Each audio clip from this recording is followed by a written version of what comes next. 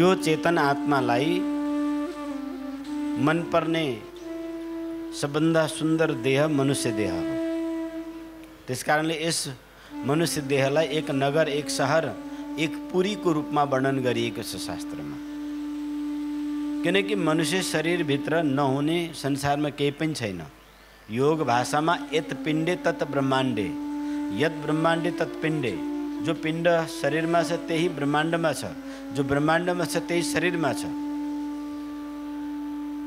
तो प्रकृतिमा भएको सब कुछ यो शरीरमा छ। अनि यो 9 द्वारले युक्त यस नगरको त्यो जीवात्माले जब देख्यो, ऊ आसक्त भयो। आहा कति रमणीक!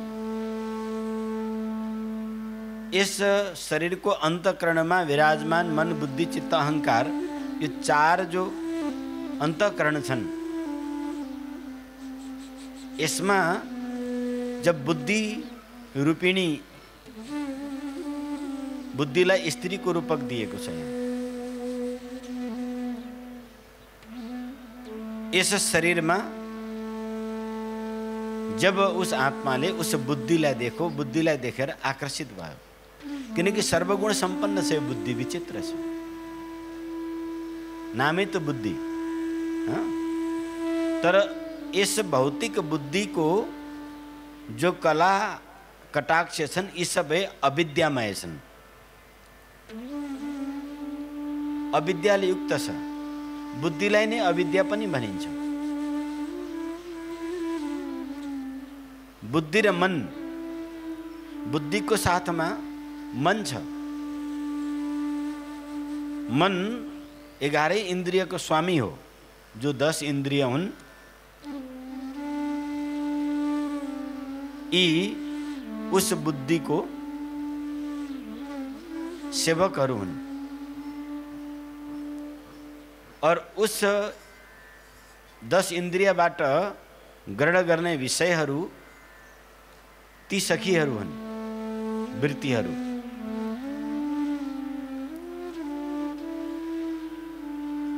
पाँच प्रकारको वृत्ति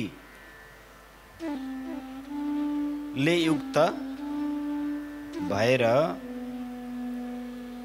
यो मन, बुद्धि, चित्त, अहंकार त्यो आत्मालाई लोभ्याउँछ। कोही कसर बाँकी राख्दैन। इस प्रकृति स्त्री हो, आत्मा पुरुष हो। तो पुरुष जहिले पनि स्त्रीमा सुन्दरतामा आकर्षित हुन्छ। तो बुद्धिको चतुराई र मनको बठ्याइमा त्यो आत्मा फस्यो। पुरञ्जनले पुरञ्जनीको इशारामा जे भनी त्यही गर्नुको तात्पर्य, यो हाम्रो मन बुद्धिले जे भन्छ, यस शरीरमा मोहित भएको आत्माले पनि त्यही गर्छ। किनकि अविद्याको कारण अर्थात उस बुद्धिको कारण आत्मा मोहित भइसकेको छ। उसले आफ्नो स्वरूप बिर्सिसकेको छ, आफ्नो पहिचान बिर्सिसकेको छ। उस सुन्दरीको चक्करमा त्यो आत्मा यसरी, पुरञ्जन यसरी मोहित भइसकेको छ कि उसलाई आफ्नो केही ख्यालै छैन। बस अब कसरी हुन्छ, यही सुन्दरीलाई रिजाउनु बाहेक अर्को कोही उपाय छैन उसलाई। मेरो सुखको खानी, रस प्रदायिनी, आनन्ददायिनी यही सुन्दरी हो। यी मेरी रानी बाहेक मलाई कसैले आनन्द दिन सक्दैन। त्यसरी उस बुद्धि रूपी रानीको चक्करमा यो आत्मा फस्यो। अब मन र बुद्धि 10 इन्द्रिय मिलेर जे राग अलाप्छन्, तमगुण रजगुणको प्रभावमा रहेर सत्वगुणको प्रभावमा, त्यो आत्मा पनि त्यही अनुसार बर्ताव गर्दै जान्छ। यहाँ मायाको परिवार छन्। मायाको परिवारमा पहिलो मोह, मोहको आसक्ति, मोह र आसक्तिबाट काम पैदा हुन्छ। काम र कामबाट फेरि क्रोध, काम र क्रोधबाट फेरि लोभ,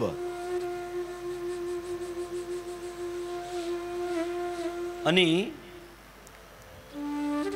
तृष्णा, मोह आसक्ति तृष्णा, काम, क्रोध, लोभ, यो एक एक को सन्तान, यो मिलेर यिनले सन्तान पर सन्तान जन्माउँदै जान्छन्, माया की परिवारी। तो मोह आसक्ति तृष्णा, तृष्णा काम, काम क्रोध, लोभ, लोभ र ईर्ष्या, ईर्ष्याबाट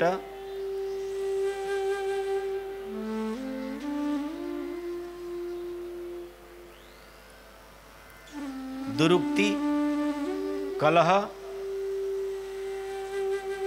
कलहबाट कली, कलीबाट अधोगति, मृत्यु, पतन।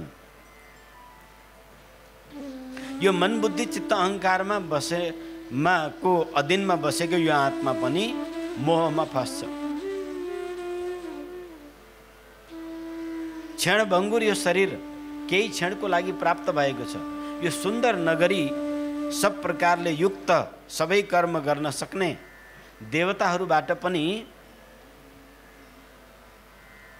याचित यो दिव्य शरीर प्राप्त गरेर त्यस आत्माले विवेकपूर्ण कर्म गर्नु पर्थ्यो।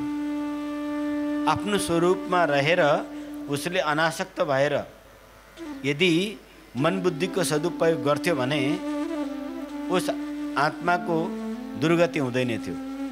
तो के दुर्गति भयो त? तो पंच ज्ञानेन्द्रिय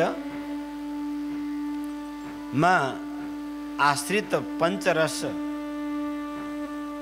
विषयको आस्वादन गर्नको लागि यो 9 छिद्रको द्वारबाट बाहिर आत्मा आफ्नो कर्म गर्न थाल्यो। उस मन बुद्धिको चक्करमा परेर आसक्ति बढ्दै गयो, स्वरूप झन्झन विस्मृत हुँदै गयो। इन्द्रिय आसक्तिको कारणले गर्दाखेरि नाना प्रकारको मोह जन्जालमा पर्यो। छोरा छोरी, बन्धु बान्धव, इष्ट मित्र, कर्म, कर्तव्य, हानि, लाभ, जस अपजस, यो सबको चक्करमा पर्दै गयो। त्यो आत्मा यस शरीरको मन बुद्धि र इन्द्रियको माध्यमबाट यति आसक्त भयो कि उसको आयु कतिखेर बित्यो उसले थाहै पाएन। समय व्यतीत भइगयो। चण्डवेग भनेको समय, दिन रात उसका सेना। कालकी पुत्री उसलाई कसले बिहा गर्ने? कसैले कहीँ मन नपराइराखेको बेलामा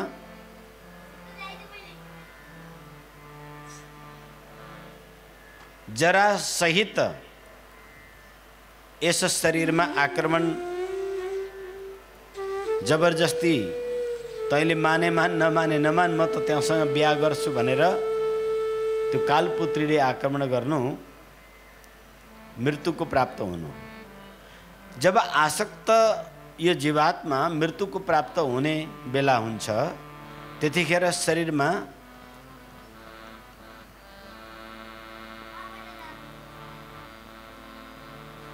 ज्वरो उत्पन्न हुन्छ। ज्वर नामको उस कालपुत्रीको 2 भाइ साथमा शीत ज्वर र ताप ज्वर नामको 2 सेना साथमा छन्, भयङ्कर। तिनले शरीर रूपी नगर जलाएर भस्म गरिदिन्छ। तब यौवनराज काल उस आत्मालाई फाँसो लगाएर घसिट्छ। त्यो बेलामा यो पञ्च प्राण, मन बुद्धि चित्त अहंकार, यी सबै क्षुब्ध भएर निचेष्ट भएर मूर्छित हुन्छन्। अनि यस शरीरबाट त्यो आत्माले टाढिने बेला आउँछ। त्यस बखतमा यो आत्मा यस्तो प्रकारले चिन्तन गर्छ, अर्थात् तो पुरञ्जन के आया है, मेरो बिना मेरा परिवार कसरी जीवित रहलान्, मेरी सुन्दरी मेरी रानी मैले जसलाई कति सम्हालेर राखेको थिएँ, यसको के गति होला, छोराछोरीको के गति होला, कसले सम्हाल्ला, म नभएपछि के हुन्छ यिनको दुर्दशा। यस नगरको चिन्ता गर्न थाल्छ। हुन पनि हो, यो शरीरमा आत्मा नभएपछि यो आँखा के कामको, यो हात के कामको, यी कर्ण के कामको, यी नासा के कामको, यी सबै खत्म भइहाल्छ, निश्चेष्ट भइहाल्छ। उन वासनाओं को याद गर्दै त्यो आत्मा नाना थरीले विलाप गर्छ। तर के गर्ने, काल कन्याले उसलाई समातिसकेको छ, वर्ण गरिसकेको छ। काल कन्याका दुई भ्राता शीत ज्वर र ताप ज्वरले नगर जलाएर भस्म गरिसकेका छन्। केही बाँकी रहेन नगरमा। सबै यस सुन्दर नगरको हात खुट्टा पनि सबै नसाहरू खुम्चिसके, इन्द्रियहरू सबै आफ्नो कारणबाट विदा भइसके। नगर अब रहने योग्य रहेन। यो शरीर रोग र शोकले ग्रसित भएर अनि रहने योग्य रहेन। त्यस बखतमा उस यौवनराजले यस शरीरलाई, यस आत्मालाई खिचेर बाहिर निकाल्छ। त्यो निक्लिँदै गर्दा ऊ आफ्नो उस आसक्ति, उस पुरञ्जनले त्यही आफ्नो पत्नीमाथि अब म बिना कसरी यसले जीवन बित्याउली भन्दा भन्दै उसले यो नगर छोड्न परिगयो। नगर छोडेपछि उसलाई उस यौवनराज भनेको यमदूतहरूले उसको कर्म अनुसारको, हिजो यस शरीरमा रहेर उसले इन इन्द्रियों को माध्यमबाट इन प्रकृतिसँग जो आखेट गरेको थियो, निर्दोष प्राणीहरूको हत्या, गाली, लूट, चोरी, कपट, झूठ, असत्य, अस्तेय, परिग्रह जस्ता दुर्गुण उसले एकट्ठा गरेको थियो। धन नचाहिँदो धन संग्रह गर्नु, आफ्नो नभएको वस्तुलाई आफ्नो भनेर आधिपत्य जमाउनु, झुट बोलेर अरूलाई फसाउनु, अनि दीन दुखीहरूप्रति झन् प्रताडित गर्नु, यस्तो किसिमको उसले भयानक आखेट गरेको थियो। त्यो पापको फलस्वरूप त्यो आत्मालाई, त्यो पुरञ्जनलाई यस शरीरबाट निकालेर, यस पुरीबाट निकालेर उसको कर्म फल अनुसार बाटोमा घिसार्दै लान थाले। लैजाँदै गर्दा जुन जुन पशुहरूलाई उसले मारेर खाएको थियो, ती पशुहरूको हजारौं संख्या वरिपरिबाट उसलाई नोच्न थाले, ठुङ्न थाले। उसले जस्तो जस्तो कर्महरू, झुट, कपट, छल, परस्त्री गमन, चोरी, ठगी गरेको थियो, त्यो अनुसार भिन्न भिन्न नरकमा असंख्य कालसम्म त्यस पुरञ्जन नामको आत्माले घोर कष्ट पाएपछि अन्तमा विदर्भ नामको देशमा एक राजकुलमा उसको स्त्री भएर जन्म भयो। स्त्री आसक्तिमा यो शरीर छोड्न परेको थियो। स्त्रीको आसक्ति, वासनाको आसक्ति, जो अति धेरै वासनाको आसक्ति भएर देह त्याग गर्छ, त्यसले स्त्री शरीर प्राप्त गर्छ। स्त्री शरीर पुरुषभन्दा 100 गुना वासनामय शरीर हो, आसक्तिमय शरीर हो।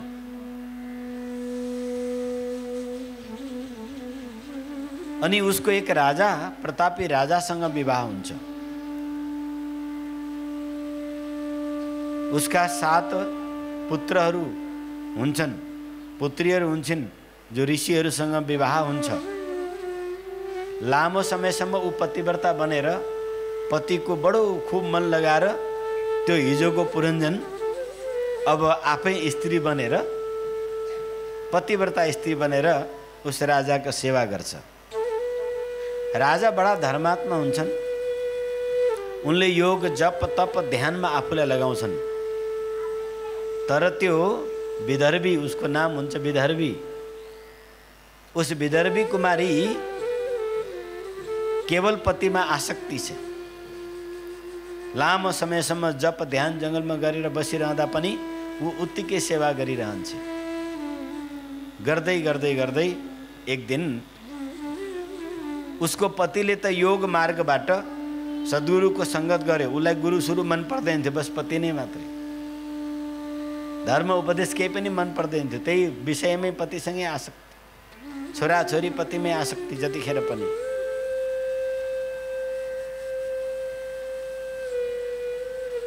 ध्यानमग्न बसिरहेको उसको पतिले ध्यानबाट देह त्याग गर्यो। उस अवस्थामा पनि ऊ जङ्गलमा गएर उस पतिको सेवा गरिरहेकी थिए। चकमन्न बसेछ ऊ छक्क परेर शरीरमा स्पर्श गर्न पुगी। शरीर त चिसो भइसकेको छ, सबै शरीर छामछुम परि पुराको पुरा चिसो, कहीँ तातोपन नदेखेपछि ऊ आत्ती कि मृत्युको समय मात्रै चिसो हुन्छ, मेरो पतिको मृत्यु भएछ कि क्या हो।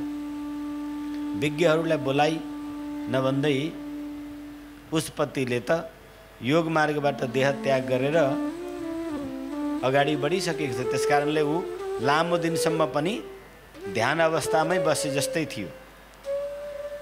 तर स्पर्श गर्दा थाहा भयो कि सेलाइसकेको रहेछ। अब घोर विलाप गर्न थाली, छाती पिटेर रुवाबासी गर्दै हुनाहार हाहाकार मचाएर पतिको सद्गतिको लागि चिता बनाएर त्यही चितामा पतिसँगै सती हुनको लागि आफू पनि जान लागि त्यस बखतमा एक महात्मा त्यहाँ आइपुग्नु भयो। सती हुनबाट उसलाई बाहिर निकाल्नुभयो अनि उसलाई सम्झाउनु भयो। उन महात्माले उस विधवा भइसकेकी र पतिको वियोगमा अत्यन्त दुखी भएकी उस स्त्रीलाई नाना प्रकारले सान्त्वना दिँदै अनेक प्रकारले सम्झाउनु भयो। उन महात्माले भन्नुभयो उस स्त्रीलाई, त कसको लागि रुँदैछस्, किन रुँदैछस्, त को होस्, तेरो परिचय के हो, त कहाँबाट आएकी होस्। उसले सांसारिक परिचय दिए। सांसारिक परिचयमा तर्क महात्माले गर्दै जानुभयो। ऊ जिल्ल हुँदै गई कि मलाई विदर्भी त राजको पुत्री भएकोले मेरो नाम विदर्भी पर्यो। हो त म त विदर्भी त होइन। महात्माले एक एक उपदेश दिँदै जानुभयो। उसलाई उस पीडायुक्त अवस्थामा महायोगमा राखेर अनि उसको मूलाधारमा रहेको सुसुप्त कुण्डलिनीलाई जगाइदिनु भयो। पराशक्ति भक्ति रूपिणी त्यो कुण्डलिनी ऊर्ध्वमुख भएर जाग्ने बित्तिकै उसको जन्म जन्मान्तरको जति पनि पाप कर्महरू थियो मूलाधारमा एकत्रित भएर बसेको, त्यसलाई 2 गाँसमै कुण्डलीले चबाएर खाइदिए। 5औं प्राण ऊर्ध्व रेतस भए। सुषुम्नाको मार्ग खोलिन थाल्यो। सुषुम्नाकै मार्गभित्र रहेको चित्रा नाडी, जहाँ सबै कर्महरू सञ्चय भएर त्यो डाटा त्यहाँ बसेको हुन्छ, त्यो 1 by 1 त्यो सबै कुण्डलिनीको प्रभावले नष्ट हुँदै गयो। कर्मश श्री गुरुदेवले उसलाई प्रत्येक चक्र चक्रको स्थितिमा उठाएर उपदेश दिँदै जानुभयो। यसरी क्रमशः उस विधवा विदर्भिनी स्त्री जो शोकाकुल थी, आफ्नो पतिको वियोगमा विरहमा गलिसकेकी थिए, महात्माले उसलाई प्रलोभन दिनुभयो, त यसरी चितामा सुतेर त त्यो पतिलाई फेरि पाउँदिनस्। यदि साँच्ची नै तैँले पतिलाई प्राप्त गर्नु छ भने म अर्को विधि बताउँछु। उसको शोकाकुल मनलाई लोभ्याइदिनु भयो। ओहो, महात्माजीले मेरो पतिलाई भेटाइदिन्छु भनेको लोभमा महात्माजीको कुरा मान्न थाली। हालाकि भागवतमा सीधा सीधा महात्माजीले उपदेश गर्नुभयो, उसले सीधा मानिहाली। तर भला कोही मोह आसक्तिमा डुबेको त्यस अवस्थाको व्यक्तिलाई त्यतिखेर उपदेश काम कहाँ गर्छ? तर महात्माजीले उसको अन्तर्याग उत्पन्न गरिदिनु भयो र क्रमिक रूपमा उसको एक एक मोहको गाँठो भङ्ग हुन थाल्यो। बिस्तारै बिस्तारै उसलाई पूर्व जन्मको याद आयो।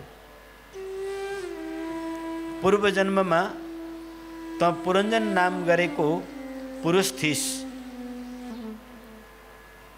लो विचार गर्त त अहिले आफूलाई स्त्री मानेर पतिव्रता भएर यहाँ सेवा गर्दैछेस्। तर त लु हेर तेरो पूर्व जन्म। अनाहत चक्रमा जब कुण्डलिनीको विकास भयो, कर्मश मूलाधार चक्रको भेदन, स्वाधिष्ठान चक्रको भेदन र मणिपुर चक्रको भेदनले उसको आसुरी, तामसी, राजसी तीनों तत्व भङ्ग भए। तीनों अविद्याको गाँठो तोडियो। तब चतुर्थ चक्र अनाहतमा पुगेपछि उस सद्गुरुदेवले उसलाई पूर्व जन्मको कक्षामा लिएर जानुभयो। अन्तःकरणमा रहेको त्यस स्वप्न कक्षमा लगेर पूर्व जन्मको डाटा पुरा देखाइदिनु भयो। पूर्व जन्ममा उसले कर्मश देख्दै गई कि ओहो, ऊ त एक पुरञ्जन नामको राजा थियो और नौद्वारले सम्पन्न सुन्दर नगरीभित्र ऊ आसक्त भएर आनन्द भोग गर्नको लागि उसले जसलाई पत्नी मानेर विवाह गरेको थियो त्यो त अविद्याको कारण मन बुद्धि थियो।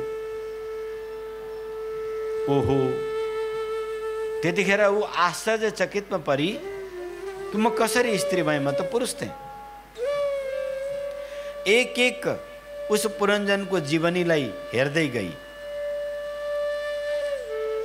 सम्पूर्ण जीवनीलाई हेर्दाखेरि त ऊ त अभिज्ञात नामको साथीसँग मानव सरोवरबाट घुम्न आएका पो थिए। ऊ त पुरञ्जन पनि पो थिएन, ऊ त पुरुष पनि थिएन, ऊ त मानसरको हंस थियो। दुवै हंस थिए। अनाहत चक्रबाट सारा पुरञ्जनको जीवनी हेरेपछि अहो, म त इन्द्रियको आसक्त भएर बुद्धिरूपी, मनरूपी, चित्त तथा अहंकार रूपी इन इन्द्रियों को वशीभूत भएर यी पंच ज्ञानेन्द्रियबाट रस, रूप, गन्ध, शब्द, स्पर्श को मिथ्या रस आस्वादन गर्नको लागि उस बुद्धिलाई पत्नी बनाएर आफू पुरुष भइटोपलेर आफ्नो स्वरूप बिर्सेर मोहमा म त आसक्त भएकी रहेछु। यसरी यो ज्ञान हुने बित्तिकै उसको विद्वापन, उस पतिको प्रति आसक्ति उसको तत्काल नष्ट भयो। जसलाई पति मानेर ऊ रोइरहेकी थिए, ऊ त कहाँको पति हुनु? ऊ त पूर्व जन्ममा आफू पुरुष बनिटो पलेको थियो। त्यही यहाँ स्त्री बनेर फेरि पतिव्रता बनिटो पल्यो। ऊ त पत्नी आसक्ति थियो। हा मेरी सुन्दरी भन्दै प्राण त्यागेको थियो।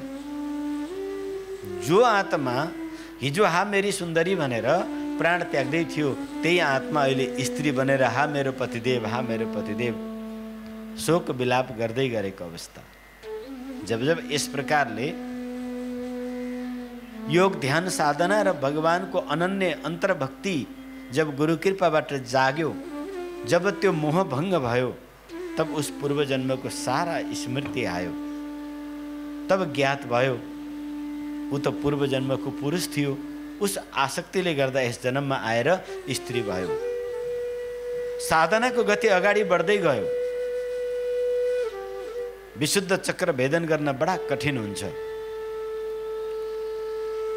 सबभन्दा मूल अविद्या को गाँठो हो विशुद्ध चक्र। जब गुरु कृपाले विशुद्ध चक्र भेदन गरेर आज्ञा चक्रमा यो जीवात्मा जब पुग्यो, तब उसलाई ज्ञात भयो, अहो म त अविद्याको बन्धनमा परेर आफूलाई पुरुष स्त्री, कसैको पुत्र, कसैको पुत्री, कसैको पत्नी, कसैको पति पो मानेको रहेछु। म त चेतन चिदानंद घन आत्मा हूँ, न म स्त्री हूँ न पुरुष हूँ। म त उस मानव सरोवर को अंश। और मेरो मित्र जो परम आनंद स्वरूप ब्रह्म, सदा म मानव सरोवर में रमण करने वाला हंस को जोड़ी उस परमात्मा के साथ रहने वाला चिदानंद घन, मत आनंद स्वरूप, ज्ञान स्वरूप, अविनाशी, अजन्मा, नित्य आत्मा हूं, हंस हूं। यो ज्ञान उसलाई उत्पन्न भयो श्री गुरु कृपा द्वारा। यसै ज्ञानमा अहम ब्रह्म अस्मि, म ब्रह्म को हूँ, म हंस हूँ, हंसो हम, शिवो हम। यस दिव्य आफ्नो आत्मानंद स्वरूप में पुगेर यस संसार का सबै प्रकार का दुख, कलह, कष्ट उसको वहीं को वहीं, जसरी सपनाबाट जाग्दाखेरि सपनाको कष्ट नष्ट हुन्छ, त्यसै गरी उस विधवा स्त्री को कष्ट निवारण भयो। श्री गुरु कृपाबाट उसले आफ्नो अन्तःकरणलाई श्री हरि को चरण में लगाई। परिणाम स्वरूप यो पंचभौतिक शरीर तो मेटिने नै थियो। एउटा सीमा लिएर, एउटा समय लिएर आएको हुन्छ। यसले श्री गुरु कृपा को फलस्वरूप उस विधवा स्त्रीले अन्तमा सहस्रार चक्रमा पुगेर आफ्नो हंस मानव सरोवरमा समर्पित गरी, त्यही बखतमा उसको यो पंचभौतिक देह समाप्त भयो। इस प्रकारले जब भगवत आकारमय भएर यो जीवात्मा देह त्याग गर्छ, तब त्यो बडो दिव्य गतिले परमात्मा को प्राप्त गर्छ।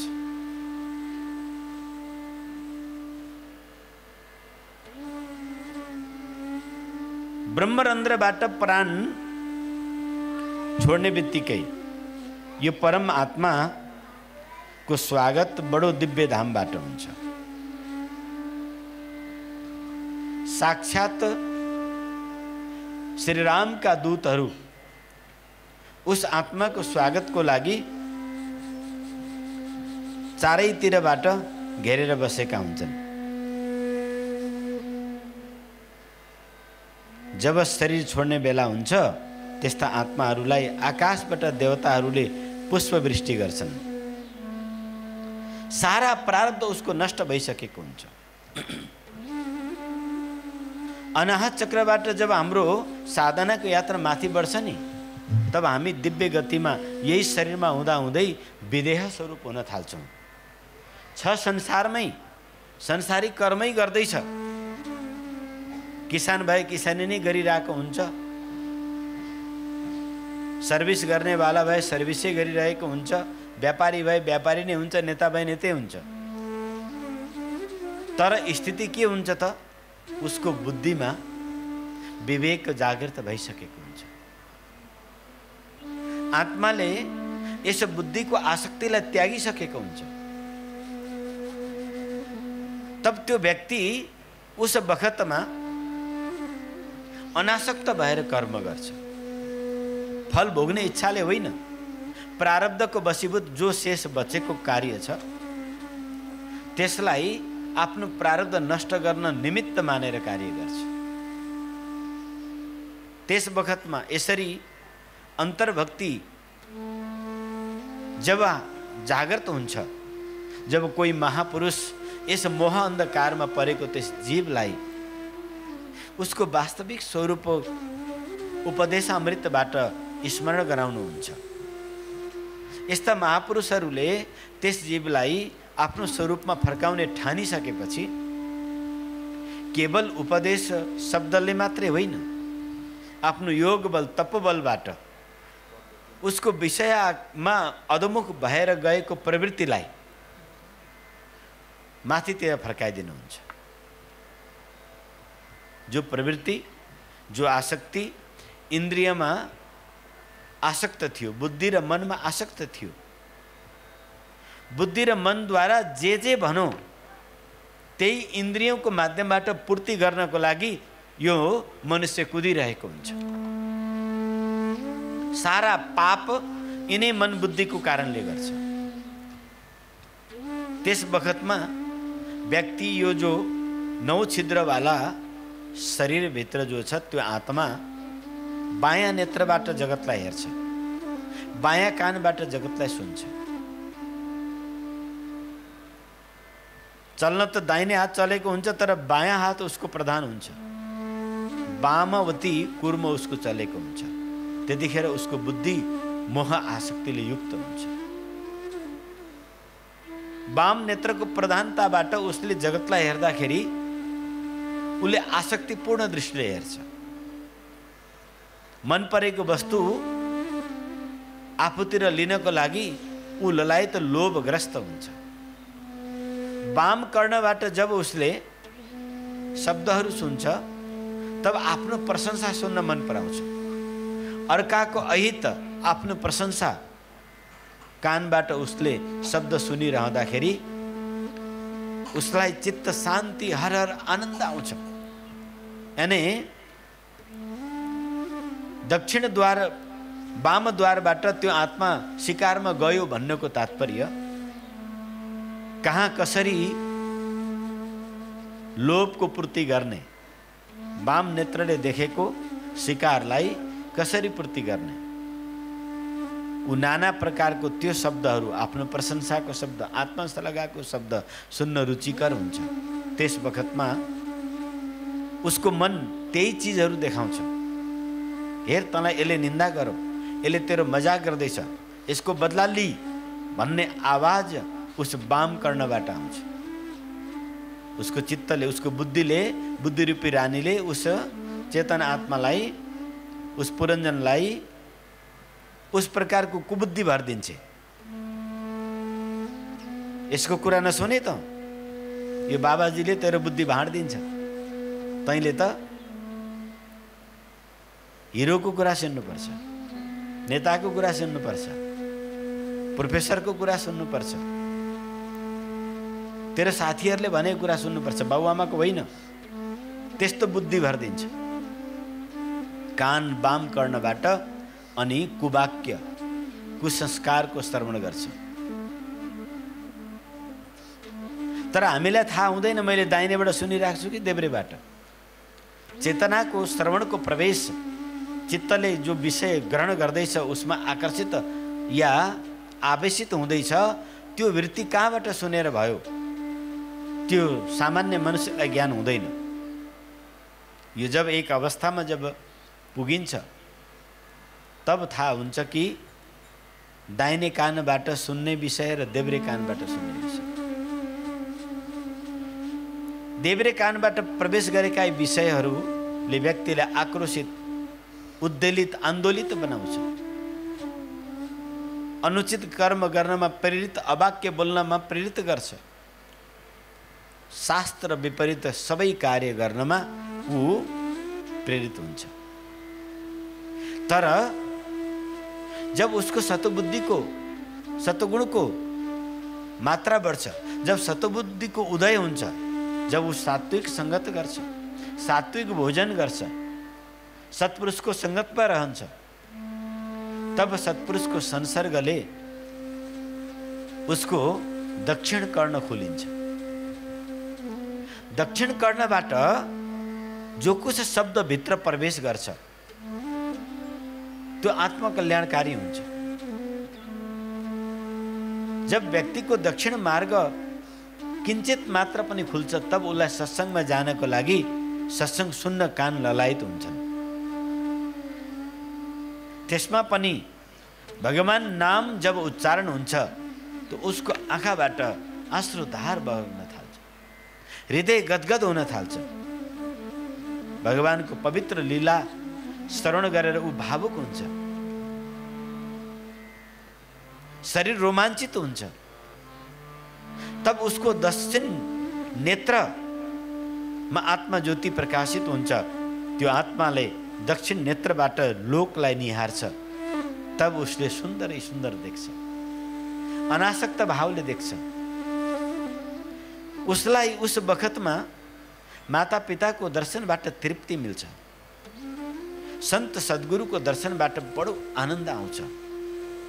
मन्दिरमा भगवानको स्वरूपमा ऊ एक टक लगाएर निहार्छ, मानव ऊ अहिले नै नेत्रबाट कुराकानी गरिरहेको छ। भगवानको सिंगारको एक एक अंग प्रत्यङ्गको निहार्छ। उतिखेर ऊ एक अलग निज स्वरूपानन्दभित्र प्रवेश गर्न थाल्छ। जब गुरुको सानिध्यमा पुग्छ, गुरुचरण उसलाई यति प्रिय लाग्छ, अब उसको लागि गुरुचरण बाहेक संसारमा कोही पनि आफ्नो आधार नै हुँदैन। यसरी दक्षिण कर्ण, दक्षिण नेत्रबाट जो त्यो आत्माले जब यात्रा गर्छ बाहरी लोकमा, तब शुभै शुभको गुण संग्रह गर्छ। उस समय उसको चित्तवृत्तिमा परोपकारको वृत्ति जागृत भएर आउँछ। ज्यौ ज्यौ ऊ सत्सङ्ग गर्दै जान्छ, ज्यौ ज्यौ भगवान नामको आश्रय लिँदै जान्छ, त्यो त्यो उस भित्रमा सत्गुणको वृद्धि उत्पन्न हुँदै जान्छ। धर्मको धारण गर्ने गुण उसमा धारित हुन थाल्छ। उसभित्र दया उत्पन्न हुन्छ, करुणा उत्पन्न हुन्छ। अरूको दुःख देखेर उसको आँखाबाट सर्वप्रथम दक्षिण आँखाबाट आँसु झर्छ। ध्यान दिनु, हर्षका आँसु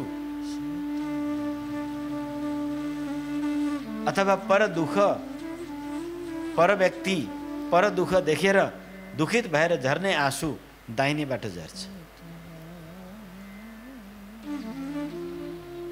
यदि अर्काको दुःख देखेर खुसी भएर ठिक्क पर्यो त्यसलाई भन्ने हिसाबले बदलाको आँसु आउँछ भने देब्रेबाट आउँछ।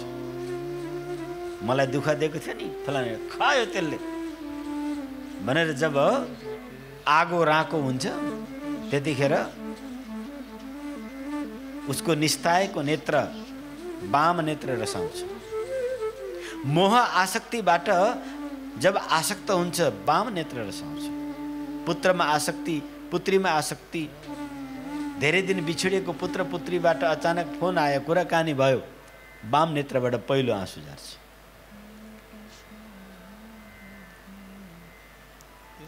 आफ्नो प्रिय प्रियतमबाट बिछोडेको छ, मोह आसक्त छ, सबभन्दा पहिले टप टप टप टप वाम नेत्र, पछि त दाहिने नेत्रबाट नै आउँछ, तर वाम नै रसाउँछ। यो देहमा विराजमान आत्मा यी 9 द्वारका जो द्वारहरू छन्, यी द्वार हुन्। यी 5 प्रकारको विषय ग्रहण गर्ने यी द्वार हुन्। त्यस आत्माको 2टा अन्धा साथी छन्। ती अन्धा साथी भनेको 2 हात, दुई खुट्टा, खुट्टा र हात यी दुईटा अन्धा साथी हुन्। यी केही सुन्दैनन्, केही देख्दैनन्, यी अपाङ्ग छन्, तर जे भनौँ त्यही गर्छन्। उसको डोर्याउनेवाला मित्रहरूले जे भनौँ त्यही गर्छन्, जहाँ लगे पनि गइदिन्छन्। खुट्टा भाँचिए भाँचियोस्, जे गर भनौँ त्यही गर्छन्, हात भाँचिए भाँचियोस्। यो अन्धा नछन् यी?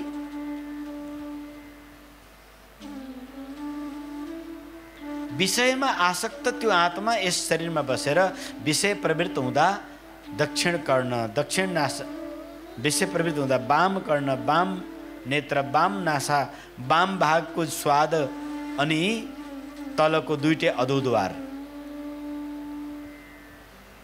जननेन्द्रिय, तलको दुवै मूत्र नरकका द्वार हुने दुईटै, कामासक्त, जतिखेर पनि ताजा ताजा पशुको मांस भक्षण गर्नु, मादक पदार्थ पिउनु, अर्कालाई कसरी ठग्ने त्यो गफ गर्नु, अनि आफ्नो यौन इन्द्रियको तृप्ति गर्नु, यसमा ऊ जतिखेर पनि थर थर कामिराखेको हुन्छ, ललायित भइराखेको हुन्छ।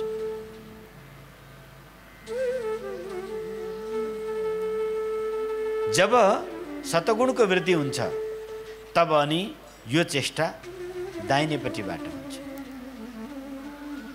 जब दायाँ यात्रा उस आत्माको हुन्छ जगतमा, तब मङ्गलै मङ्गल सुरु हुन्छ। ऊ गृहस्थ भए पनि, विषय भोग गरे पनि, एक प्राकृतिक रूपले मर्यादामा रहेर विषय भोग गर्छ। मर्यादा विपरीत हुँदैन। कर्मश उस प्रकारले ज्यौं ज्यौं सत्वगुणको वृद्धि हुँदै जान्छ, त्यों त्यों उसको पंच विषय ग्रहण गर्ने जो प्रवृत्ति छ पंच ज्ञानेन्द्रियबाट, तब शुभ ग्रहण गर्न थाल्छ, शुभ तत्त्वहरू। यो तब सम्भव हुन्छ जब उसले सर्वाङ्गीण साधना सुरु गर्छ। किनकि सर्वाङ्गीण विषयमा लुप्त भइसकेको छ। मन बुद्धि चित्त अहंकार उसको सबके सब आसक्तिमा डुबिसकेको छ। त्यहाँ कुनै उपदेश काम गर्दैन, कुनै मार्गदर्शन काम गर्दैन। तब उसको मनको लहर चल्छ। जे मनले भनो, मनले भने अनुसारको यदि गुरुले पनि भन्यो भने ठिक ठिक भनेर धन्यवाद गर्छ। गुरुदेवले भन्नुभयो, बेटा विदेश नजाऊ, राष्ट्रको लागि आफ्नो मातृभूमिमा बसेर पढाइ गर, उच्च शिक्षा यहीँ हासिल गर, केही बनेर विदेश जाऊ। उसको मन विदेशतिर पुग्छ। होइन मैले विदेश गएर स्कलरसिपमा पढ्न पाए राम्रो हुँदैन र भन्ने वृत्ति आउँछ। स्कलरसिपमा भए त गुरुजीले हाँ गर्नुहुन्छ भनेर कतिपय बच्चाहरू म स्कलरसिपमा नाम निकाल्छु तर विदेशमा गएर पढ्छु नि। आसक्ति उतैतिर। गुरुदेवले हाँ भन्नु भने खुस, गुरुदेव मेरो साथी हुन्, मेरो हितैषी हुन्। नाइ भन्दिनु हो भने अब त्यो बाउ आमा पनि शत्रु, त्यो गुरु पनि शत्रु। फेरि फर्केर गुरुको पास जाँदैन। किनकि विषयमा जब मन आसक्त हुन्छ सबैतिरबाट हुन्छ अनि विषयकै सपना देख्छ। कहाँ कहाँबाट उसको यी विषय इन्द्रिय तृप्त हुन्छन्, त्यही मात्रै उसलाई शुभ हुन्छ। नभए फेरि अनि एक दुसरेमा आरोप सुरु हुन्छ। पति पत्नी छन् भने तैँले गर्दा मेरो जीवन बर्बाद गरिस् भनेर पत्नीलाई पतिले भन्न थाल्छ। पतिले तैँले गर्दा म त यस्तो हुने थिएँ, तैँले मेरो जीवन बर्बाद गरिस्, हानाहान सुरु हुन्छ। गुरु शिष्य छन् भने यो गुरुको चक्करमा परेर मैले धन र समय सब बर्बाद गरेँ, मलाई युज गर्नसम्म गरो, गोडा दबाउन लायो, पानी भर्न लायो, झाडु लगाउन लायो, अर्काको जुठो गिलास उठाउन लायो, कहिले अध्यक्ष बनाएर कुदायो, कहिले सचिव बनायो, कहिले चाहिँ तँलाई भगवानको अनुभूति गराइदिन्छु, तँलाई धन सम्पत्ति सबै वर्षिन्छ, सबै सिद्धि तेरो हातमा आउँछ, त्यो अभिलाषा लिएर चेला कुदेको, विरक्त बनेर ल जोगी नै हुन्छु तेरो पछाडि भनेर आउँछन् कतिपय चेला। बस स्वाट गुरुजीले कुण्डली जगाइदिनुहुन्छ। अब म त्रिकालदर्शी भइहाल्छु, पर पर्चा बनाउन थालिहाल्छु, लोग मलाई भगवानको अवतार मानेर पूजा गर्न थालिहाल्छन्, जय जयकार हुन्छ, डोलीमा राखेर चलाउँछन्, जता गयो म जे बोलो मेरो बोली बिकिहाल्छ। अब भएन भने यत्रो वर्ष यो गुरुको सेवा गरेँ, खोइ त के उपलब्धि हो मलाई? मैले घर छोडेँ, द्वार छोडेँ, परिवार छोडेँ, आफ्नो इच्छा छोडेँ, मित्र छोडेँ, मन मारेँ, मैले के गरिनँ यो गुरुको लागि? यो गुरुले मलाई के दियो? मेरो शोषण बाहेक के गरो? आखिर गुरुले दिनु के थियो त्यहाँ त? उसलाई त छुडाउनु नै छुडाउनु थियो नि त गुरुले त। गुरुदेवले त उसलाई छुडाउनु मात्रै छ। परिवार छुडाउनु छ, मनको स्वाद छुडाउनु छ, इन्द्रियौंको आकर्षण छुडाउनु छ, भोग विलासिता वृत्ति छुटाउनु छ। दिने कुरो त आउँदैन त्यहाँ त। गुरुले त सबै लिने काम मात्रै गर्छ। तर चेला लालची, गुरु लोभी, दुईटै चक्करमा पर्छ। लालची चेला अनि दिन गिन्ती गर्छ। 1 वर्ष बित्यो, 2 वर्ष बित्यो, अझै केही भएन, 3 वर्ष बित्यो, 14 वर्ष बित्यो, 15 वर्ष, 16 वर्ष बित्यो। कोही 65 देखि, कोही 68 देखि चेला बनेको छ। 16 वर्ष बित्यो यो गुरुको पछि हिँड्दा उमेर मेरो भित्र गयो। जागिर खाएको भए म यति कमाउँथेँ, छोराछोरी जन्मेको भए मेरो यतिजना हुन्थे, राजनीतिमा गएको भए म यो मन्त्रीको पद खान्थेँ। यो गुरुले मलाई के दियो? अब उसको मन रिसले राखिएर भरेर आउँछ, किनकि विषय पूर्ति भएन। अनि गुरु छोड्ने निर्णय लिन्छ।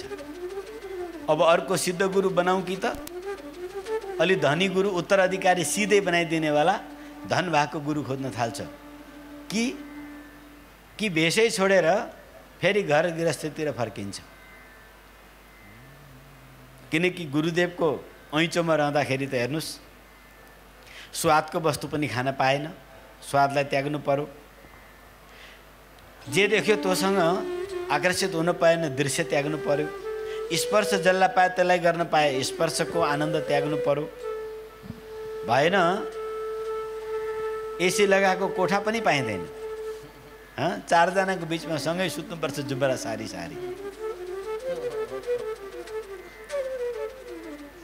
सबलाई आजकल एकान्त चाहिन्छ। गुरु आश्रममा एकान्त बास पाइँदैन। गुरुदेव चाहिँ गाडी चढेर हिँड्नुहुन्छ, एसी कमरा बस्नुहुन्छ, हामीलाई चाहिँ टिनको छाता मुनि राख्नुहुन्छ। चेलाजी पाक्दै जान्छ, कतिखेर म पनि गुरुजी बनौँ।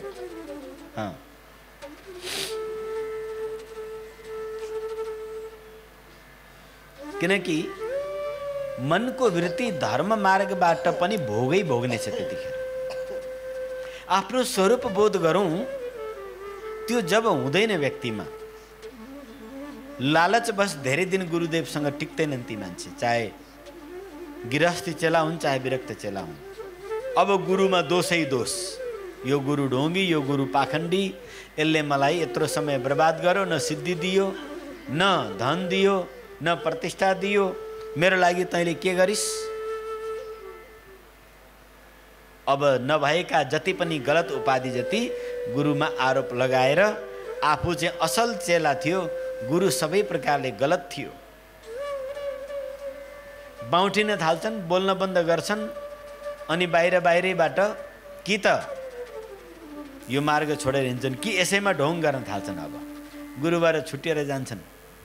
कहाँ छन् भोला भाला अनभिज्ञहरू, तिनलाई अनि आफू गुरु बनेर उपदेश गर्न थाल्छन्। छुट्टै मठ बनाउँछन्।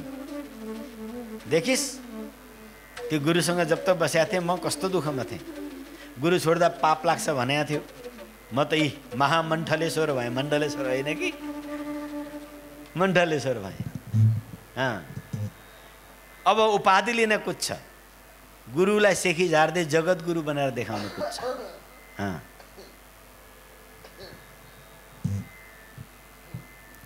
वृत्ति। मलाई सबले पूजेका छन्, मसँग धन वैभव, म अब सिद्ध भएँ, जय जयकार मेरो चारैतिर भयो।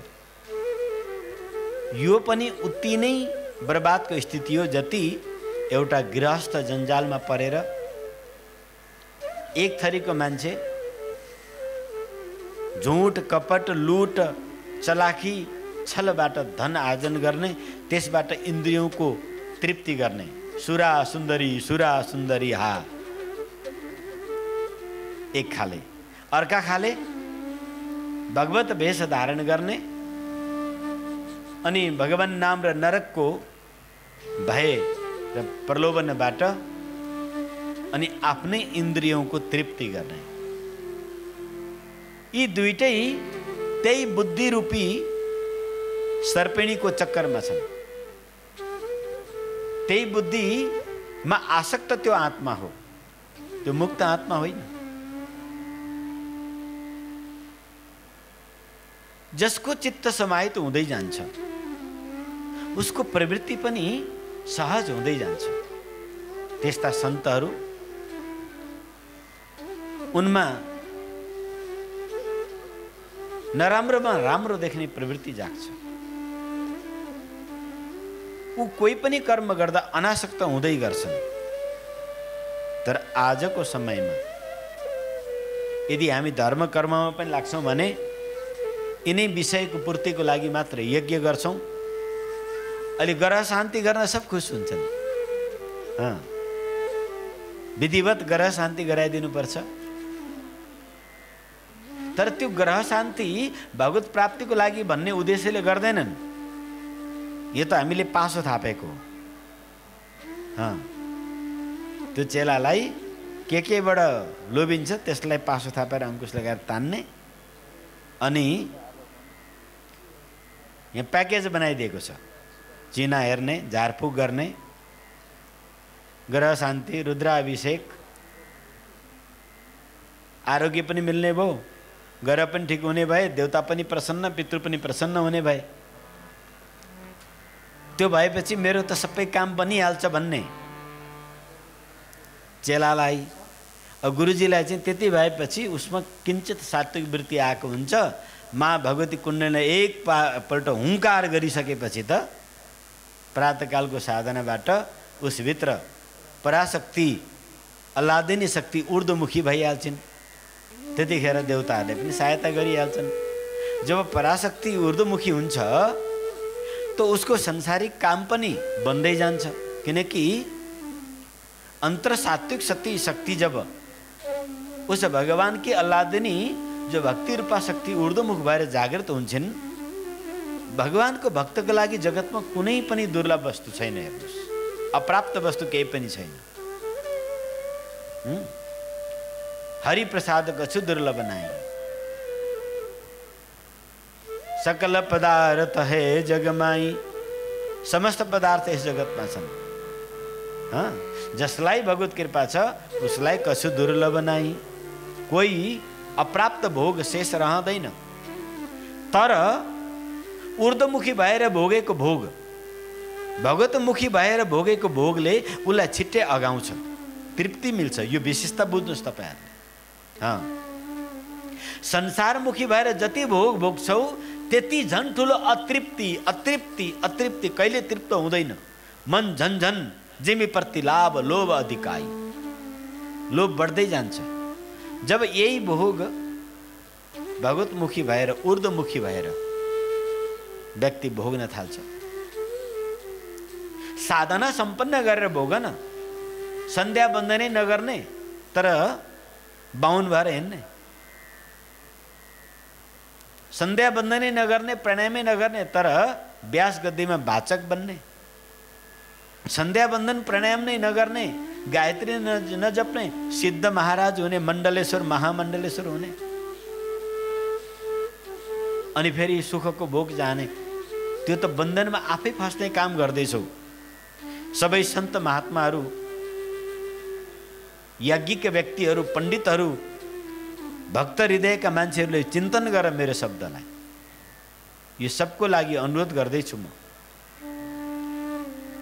जसले आफ्नो उत्कर्ष को पुरुषार्थ नगरिकन धर्म को रोटी तोड्छ, मंदिर को चढ़ावा उठाएर खान्छ, त्यो पुजारी, त्यो पंडित, त्यो भक्त, त्यो साधु, उसले आफ्नो जीवन झन् ठुलो नरकमा धकेल्छ। गृहस्थीमा आसक्ति व्यक्तिलाई त थोरैमै उसकी भोग कटिन्छ, तर धर्म को नामबाट रोटी तोड्ने तर धर्म को उपासना को कार्य नगर्ने, राजसी र तामसी वृत्ति लिने, भेष धर्म को धारण गर्ने व्यक्तिलाई तिगुना चौगुना दण्डको व्यवस्था गरेको छ। तो भोगै भोग्नु छ, सात्विक भोग भोग, त्रिकाल सन्ध्या गर, नियमित गायत्री जप्छौ, 24 माला गर, कम से कम भगवत शरणागत छौ तो 16 घंटा भजन गर। सारा आफ्नो दिनचर्या भजनमय बनाऊ, भगवान को निमित्त गर, अनासक्त भएर गर, सब भोग सुलभ भइहाल्छ। त्यो भोग प्रसाद रूपले हुन्छ, उसलाई आसक्तिमा बान्दैन। तर नकल नगर उन सिद्धहरूको, समर्थ को दोष न गोसाई। जो साधन जन्म सिद्ध पुरुषहरू छन् उनको नकल न गर, उनको उपदेश को पालन गर। सिद्ध को उपदेश, साधक को अनुकरण, यो ध्यान राख्नु। सिद्धों को अनुकरण गर्न हुँदैन, बर्बाद छ स्थिति। साधक को अनुकरण गर्नुपर्छ। साधकसँग यदि छिमेकमा कोही साधक 1 घण्टा भजन गर्छ भने 1.25 घण्टा म गर्छु भन्ने कम्पिटिसन राख। छिमेकमा कोही साधकले आफ्नो गुरुचरणको सेवा आफ्नो घरमा गुरुदेवको पधराउनी 1 पल्ट गर्यो भने म 2 पल्ट गराउँछु भन्ने त्यो भाव राख। साधकको संगतिले साधना को कंपटीशन बढ़। ये हमारे गुरु भाई सामने विराजमान है। जब चित्रकूट में हमने सुना ये 5 लाख नाम जाप करते हैं और आश्रम में एक बड़ी गुफा आश्रम में, चित्रकूट में बड़े दिव्य आश्रम, हनुमान जी साक्षात जिन पर कृपा करते थे ऐसे श्री रणछोड़ दास जी महाराज जी के द्वारा स्थापित आश्रम। तो सभी संत उस बड़ी गुफा में, वह अन्न क्षेत्र संतों के लिए चलता था। तो ये महाराज वहाँ पार्षद अभिनय करते थे। भगवान के शंख घंटी आदि जो सेवा में मंदिर में लगता है उसको पार्षद कहते हैं। पार्षद भी 2 आदमी उठा न सके इतना सारा। सेवा किए बिना रोटी नहीं खाना, नहीं तो प्रतिग्रह दोष लग जाएगा, ऐसा हम लोगों का मान्यता है, हमारे संतों का। 3 घंटा 4 घंटा लगाकर जब मंदिर की सफाई और पार्षद महाराज जी करते तो सूखा 2 रोटी मंदाकिनी के जल में डुबाकर खा लेते थे। और दिन को 14 घंटा 12 घंटा एक आसन में बसे रहा। 5-5 लाख नाम जाप। आहा, आज भी उसी वृत्ति में रहते हैं। इनको देखा तो हमें भी चढ़ा रंग, ऐसे दूसरे को देखा, तीसरे को देखा, टाटी घाट में एक से एक साधु, तो हम भी 5.25 लाख, ये 5 लाख करते 5.25 लाख करेंगे। ये भभूति लगाते तो हम भी लगाएंगे। केले का लंगोटी दूसरे ने लगाया, हम लोहा लंगड़ी लगाएंगे। लो जी। हाँ? तो वो वृत्ति उस समय जो इस प्रकार से साधकों का सानिध्य मिला, उस वृत्ति के चलते साधना में प्रवृत्ति हो गया मन। ये तो अभी 16, 17, 18 वर्षों से भगवत सेवा में मैं प्रपंच में लगा हूं। इससे पहले परम व्यक्त जीवन, न कुछ लेना न कुछ देना, न चेला न गुरु, ठेलम ठेला, अपने अकेले मस्त चलना, बस गुरु मार्ग गुरु सेवा के अलावा कुछ नहीं करना। पर जब साधना की एक स्थिति प्राप्त हुआ, जब प्राप्त साधना, मेरे सिवा ये साधना दुनिया में इस समय प्रकट में किसी के पास नहीं है। जब ये बोध हुआ, जब ये आज्ञा हुआ कि इस दिव्य सनातन साधना का परंपरा निरंतर बनाए रखना कर्तव्य है, जब ये बोध हुआ, जब गुरु आज्ञा हुआ, तब ये प्रपंच में यहाँ लगे हैं। यदि 20 वर्ष पहले जुन बेला म नेपालमा आएर मैले अभियान सुरु गरेको थिएँ, त्यतिखेर म करोडपति होइन अरबपति थिएँ। नेपाललाई आयुर्वेद विश्वविद्यालय गिफ्ट गर्नको लागि 235 करोडको प्रोजेक्ट लिएर एक भव्य आयुर्वेद विश्वविद्यालय बनाएर देशलाई समर्पित गर्नको लागि सज्ज भएर आएको थिएँ म। तर अभागा देश, त्यो सहायता यो देशले त्यतिखेर लिन सकेन। राजनीतिक गण्डागोल, कुर्सीको छिनाझपटी और कमिसन खोरी को कारण मलाई आयुर्वेद विश्वविद्यालय बनाएर देशको सेवा गर्ने सौभाग्य प्राप्त भएन। ठुलो प्रयास गरेँ, ठुलो प्रयास गरियो। अहिले योगमाया आयुर्वेद विश्वविद्यालय, जोरदार ओमकार गरौँ। गण्डकी प्रदेश का नेपाली कांग्रेस का सभापति एवं पूर्व माननीय भक्तराज, समर्पित व्यक्तित्व, धर्ममा सफल, राजनीतिमा फेल, आदरणीय दाइ शिवराज शर्माको आगमन भएको जोरदार ओमकारले स्वागत गरौँ। ए दाइ अमेरिकादेखि आउनु भएको छ, जरुर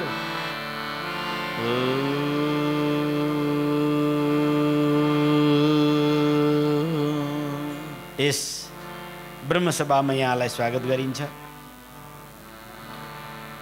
त सज्जनहरू सुन्नु ध्यान दिएर, 20 वर्ष पहिले देशलाई आयुर्वेद विश्वविद्यालय दिन आएको यो शरीर, अहिले जुन योगमाया आयुर्वेद विश्वविद्यालय निर्णय भएर तछाड मछाडमा पूर्व पहाडीको टुप्पामा लगेर चाहिँ निर्माण गर्दैछन्, 20 वर्षपछि गएर निर्णय त भयो, तर दुर्भाग्य जसले भिजन लिएर आयो उसको मार्ग निर्देशनमा छैन। मालिक अर्कै छन्, त्यहाँ बजेट ल्याउने खाने। म पनि हेर्छु त्यो पहाडीको टुप्पामा कति वर्षमा बनाउँछन् र कसरी चलाउँछन्।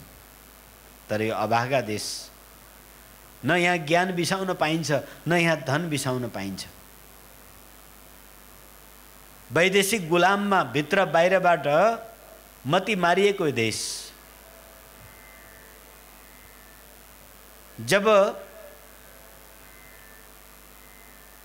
बाहिरबाट जगाउन सकिएन, भित्रबाट जगाउनको लागि गुरु आज्ञाले यो हिमालयन सिद्ध महायोग, पाशुपति योग, महायोग, कुण्डलिनी योगबाट सम्बोधित सुरत शब्द साधनाको माध्यमबाट म समग्र नेपाल, समग्र विश्वलाई जगाउन, चेताउन चाहन्छु। कुनै नामको लागि होइन, कुनै इन्द्रिय आसक्ति भोगको लागि होइन, चतराको बगरबाट अनकन्टारमा गरेको सुरुवातको अभियान अहिले यहाँ पोखराको सेतीको बगरमै चलिरहेको छ। सार्वजनिक स्थलमा बस्नु, सार्वजनिक जीवनमा भगवानको एक टुक्रा अन्न लिएर 4 घण्टा विश्राम गरेर 20 घण्टा खट्नु, यो मेरो पूर्ण परमार्थको लागि छ।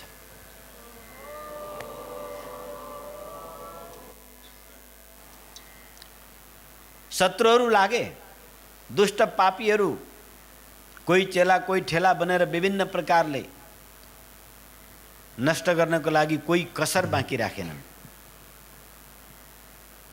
तर कुनै दिन उफ नगरिकन, चित्तलाई कहीं विश्राम नदिकन लगातार परमार्थको कार्यमा एक रूपताले निराश नभइकन जुटिरहेको छु। मलाई थाहा छ आउने दिनमा पनि धेरै चुनौतीहरू छन्, ती हारेका शत्रुहरू, डाहा र ईर्ष्यालुहरू भेडियाको तर रातो रातो आँखा र दारा निच्च पाएर बसिरहेका छन्। तर तिनका दारा भाँच्ने औगुल्टो लिएर म पनि बसेको छु। यस महाठगिनी मायाबाट उत्पन्न गरिएका यी विषय लोलुप चोरले केही बिगार्न सक्नेवाला छैनन्। अन्तिम प्राण तक भगवत कार्य गरेरै भगवत शरणागति हुनेछ। कुनै संसारिक अपवादले कहीँ पनि विचलित हुनेवाला छैन। त सज्जनहरू, प्रसङ्ग उस पुरञ्जन पुरञ्जनीको चर्चा चलिरहेको थियो। त यो देहमा यो आत्मा कसरी आसक्त भएर विषय भोग गर्दा कुन दुर्गतिको प्राप्त गर्छ। यस मानव शरीरमा हुँदा हुँदै उस पुरञ्जनी जो पूर्व जन्ममा पुरञ्जन थियो, दोस्रो जन्ममा ऊ विदर्भ कन्या भई र पतिव्रता बनेर जीवनभर पतिमा आसक्ति, परिवारमा आसक्त भएर सेवा गरिरही वृद्ध अवस्थामा विधवा भई घोर विलाप गरेर छाती पिड्दै रोइरहेकी अवस्था, थोरै आयु शेष बाँकी थियो। उसको पतिको सत्कर्म, परिवारको सत्कर्मको फलस्वरूप परमात्माले असीम कृपा गरेर उस पूर्व जन्मको पुरञ्जन जो दोस्रो जन्ममा स्त्री बनेको थियो त्यसलाई सद्गुरुको भेट भयो। यदि त्यो स्त्रीको शरीर जो प्राप्त गरियो त्यो मरिहालेको भए उसको उद्धार फेरि हुँदैन थियो। फेरि अर्को नजाने कुन स्याल कुकुरको जन्म हुन्थ्यो। जब तक फर्केर मनुष्य जुनीमा त्यो जीवात्मा आइपुग्दैन थियो तबसम्म भगवान उसको उद्धारको कोही उपाय गर्न सक्नुहुन्न। गुरुको उपाय पनि काम लाग्दैन, केही उपाय नै काम लाग्दैन।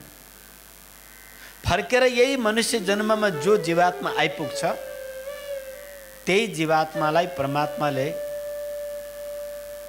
गुरु रूपमा सन्मुख आएर सत्मार्ग बताउनुहुन्छ र यही मनुष्य शरीरबाट मात्रै आफ्नो मोह भङ्ग गर्न सकिन्छ। जुन शरीरमा आएर त्यो चेतन आत्मा, त्यो दिव्य आत्मा मोहग्रस्त भयो, त्यो अविनाशी हंसरूप आत्मा न स्त्री हो न पुरुष, शिव स्वरूप आत्मा, न मन न बुद्धि न चित्त न अहंकार, शिव स्वरूप त्यो आत्मा, आनन्दमय त्यो आत्मा जुन शरीरमा आएर ऊ जुन बुद्धि र जुन मनको कारणले बाँधियो, अब फुक्नको लागि पनि त्यही शरीरै प्राप्त गर्नुपर्छ। अर्थात् यही मनुष्य शरीरबाट मात्रै हामी मनको अज्ञानता, यो जो मन बुद्धि चित्तको चक्करमा परेर अविद्याको चक्करमा परेको जो आत्मा छ, जुन संसारको प्रति हामी सुखको लागि दिन रात आसक्त भइरहेका छौँ, यदि सद्गुरुको कृपा भयो र तपाईले गुरु मार्गमा आफूलाई अडिग राखिदिनु भयो भनेदेखि यसै जन्ममा यसै शरीरमा जसको जति आयु छ, बालक भए बाल्य अवस्थादेखि नै वृद्ध भए वृद्धै अवस्थामा जति शेष आयु बचेको छ त्यस शेष आयुभित्र उसले मोह भङ्ग गर्न सक्छ। यस अविद्याको गाँठलाई तोड्न सक्छ एक एक गरेर, चाहे जतिसुकै जन्मका हुन्। हे सज्जन हो, तर यो कार्य सजिलो छैन। जन्म जन्मको अविद्याको गाँठो यति जबरजस्त परिसकेको छ, यो सामान्य चिन्तन, सामान्य यज्ञ अनुष्ठान या सामान्य चर्चा सत्सङ्गबाट यो खोलिनेवाला छैन। यी सामान्य चर्चाहरूबाट, केवल कुराकानीबाट मात्र ए हो र भनेर तपाईको मन चाहिँ भित्र फर्किने र आफूलाई अनुसन्धान गर्नपट्टि लाग्ने बिरलै कोही होलान्। अन्यथा जति पुराणको उपदेश दिए पनि, जति गीताको उपदेश दिए पनि, जति उपनिषदको उपदेश दिए पनि, जति ब्रह्मसूत्रको ब्रह्म आख्यान गाए पनि मन त त्यही विषयको लागि नै तडपिरहन्छ। त्यही छोराछोरी, त्यही आसक्ति, त्यही मरे त्यही सकिए यसैलाई कसरी पूर्ति गरौँ भन्ने मात्रै हुन्छ। म कसरी आफ्नो स्वरूपको प्राप्त गरौँ, म कसरी यस आसक्तबाट निरासक्त भएर कर्म गरौँ, अनासक्त कसरी हूँ, वैराग्य ज्ञान भक्तिको म कसरी प्राप्त गरौँ, यो मनमा लालच उत्पन्न हुँदैन। फेरि पनि त्यसको लागि कोही जबरजस्त कार्य गर्नुपर्छ। यो दिव्य सत्सङ्गको साथसाथ जबरजस्त कार्य गर्नुपर्छ साहब। जन्म जन्मको यो बाँझो हृदयमा भक्तिको बीज उमार्नको लागि जोताई साधारण ट्र्याक्टरले जोतेर जोतिँदैन। यो गोरुको त कुरै छोडौँ, यसमा त डोजरै लाउनु पर्ने हुन्छ। अनि त्यो डोजर लगाउने काम हो सिद्ध महायोग।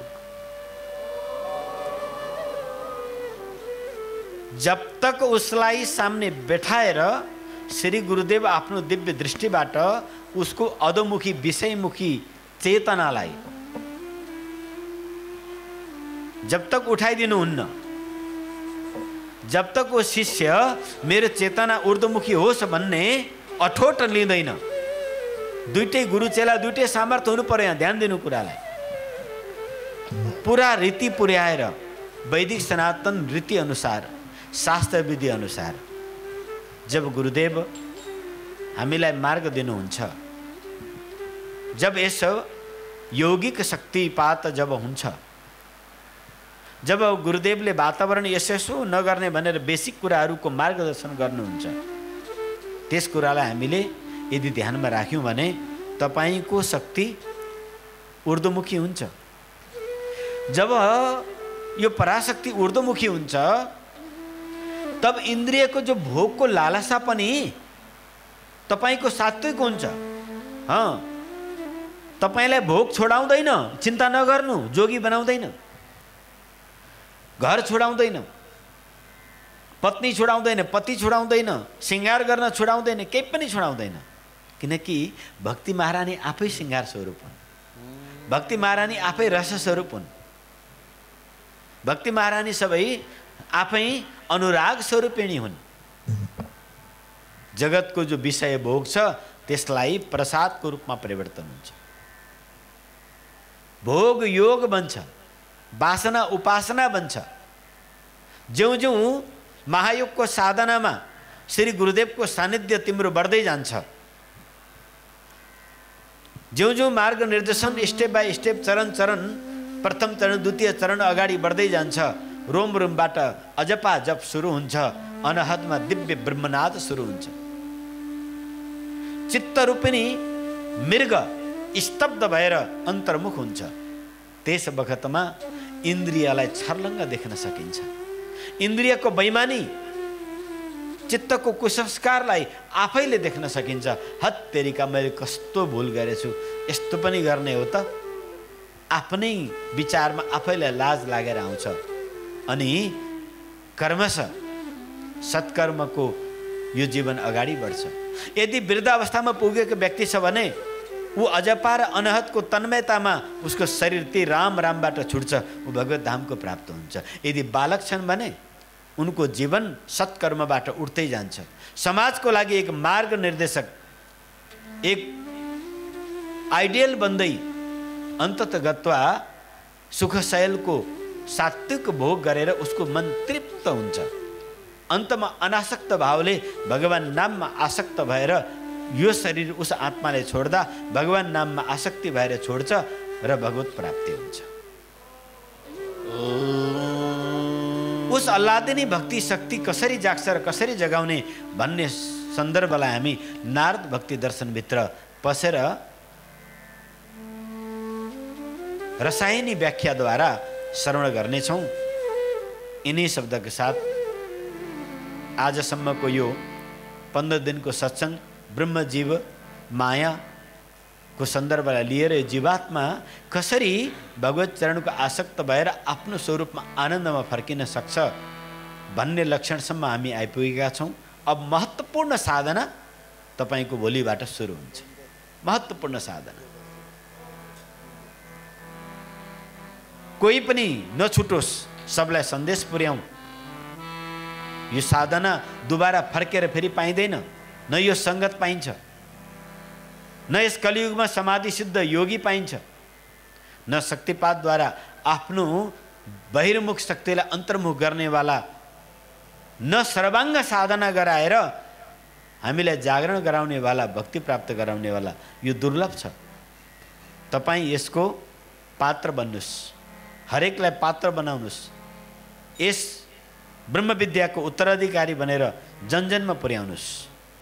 यिनी शब्दको साथ आजको सत्सङ्ग भगवत चरणमा अर्पण गर्दै भोलिबाट उस पराभक्तिको साधनाको सत्सङ्ग आरम्भ हुनेछ।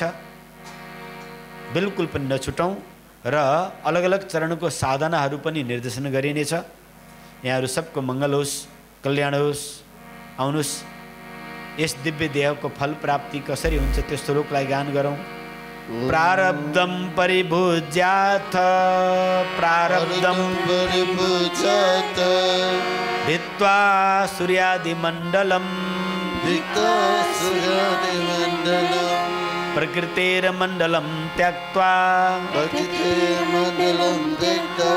स्नात्वा तु वृजम्भसा सवासनं देहद्वयं विसर्ज्य विरजो भवात् अतिवेगेन तां धृत्वा प्राप्य साकेतकं तथा प्रविश्य राजमार्गेण सप्तावरण संयुतं नानारत्नमयं दिव्यं श्रीराम भवनं शुभम् तत्र श्री भरताद्यैश्च सेव्यमानं सदा प्रभुं विराजमानं वैदेह्य रत्नसिंहासने शुभे स्वभावनया श्रीरामं प्राप्य सर्वसुखप्रदं परानन्दमयो भूत्वा